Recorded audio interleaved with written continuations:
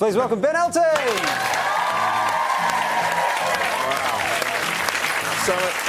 Some of that footage is 40 years old. I've been around a while. As we can see, you don't think I'm going grey, do you? No. Some people have said it. I can't see it. No. Yeah. Congratulations, 15 years of stand-up comedy. I was just saying, I feel like I take a month off stand-up comedy and I start feeling some butterflies if I do a gig. 15. What was that first night? Because you've done the UK tour. Yes. What was that first night? How were you feeling? Yeah, I started again last northern summer, late summer, September. It was nerve-wracking. I mean, not as bad as when I first started 40 years ago. But then the first time you become a comedian, I think, if you don't get good at it soon, you have to stop because it's a very nerve-wracking profession.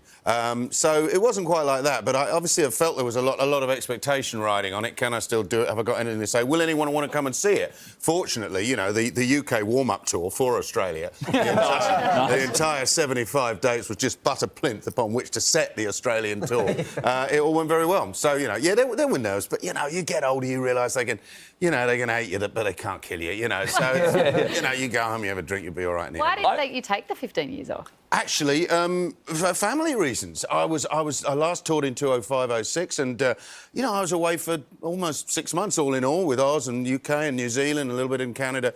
And, I missed 6 months of my kids' lives and they were 5, 6 years old and I don't need to do this. I can work at home, I'll write novels, I'll work from home. And so I just sort of didn't tour. It wasn't like I ever gave it up. But I always wanted to go back, every time you turn on the telly, the politics, the world, things are changing. And, I wish I was on this. And my wife was very encouraging. I don't know, maybe she wants to get me out of the house. But once the kids had left, the nest was emptied, it was time to do it again. And it's a wonderful art form. I mean, stand-up comedy, it is an art form. It's a way of communicating ideas, and a very subjective one. And it's a way for me to present myself as an artist as opposed to a novel or a play where you're kind of trying to be in a whole bunch of different heads.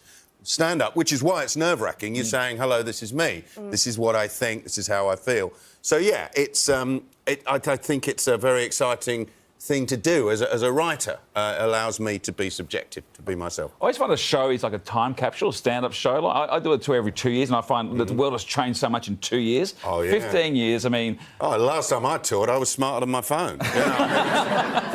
This has been a big 15 years. I mean, last time I toured, there was no social media. I mean, it just started.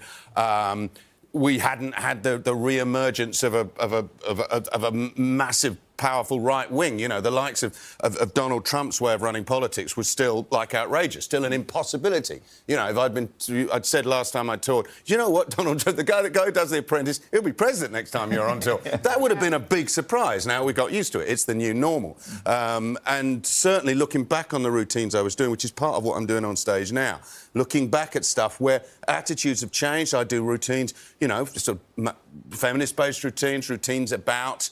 I did a routine in the 80s about homophobia. I've always tried to... my work tends to be on the, on the left liberal side of attitude. But those have changed very quickly. My kids' attitude to sexuality and gender is entirely different to how I felt when I was a young person. So I'm dealing with that, looking back at some old routines and saying, how would I do them now? Yeah. Right. It's an interesting time to be a stand-up comic. Difficult times, I think, are good for comedy. I mean, it's not good for the public, but, the rest of us can get stuffed, but you'll be all right. You know what I mean? I came through in the 80s, which was a very divisive decade. I think when times are hard, people are scared, people are feeling nervous and slightly disparate and anxious, then that's a good time to be a comedian. And spread the healing balm of laughter. Spread a bit of love and joy around the place. Absolutely. The new show that you are doing is called Ben Elton Live, which doesn't give anything away about what you're talking about. Except you have described it as a limp, wrinkly Caucasian scrotum of a show. I'd time it with a little bit more enthusiasm.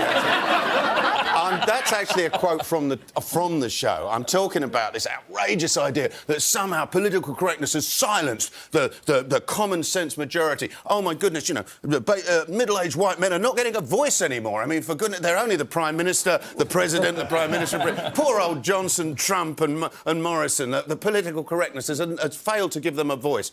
This idea that you can't say anything anymore and that common sense has been crushed by a sort of woke generation generation that are out to outrage you. I was saying, you know, it's stale, pale and male, and I've still got a voice. It was a satire on that. All the details on where you can see Ben are on our website. Would you please thank Ben Elton?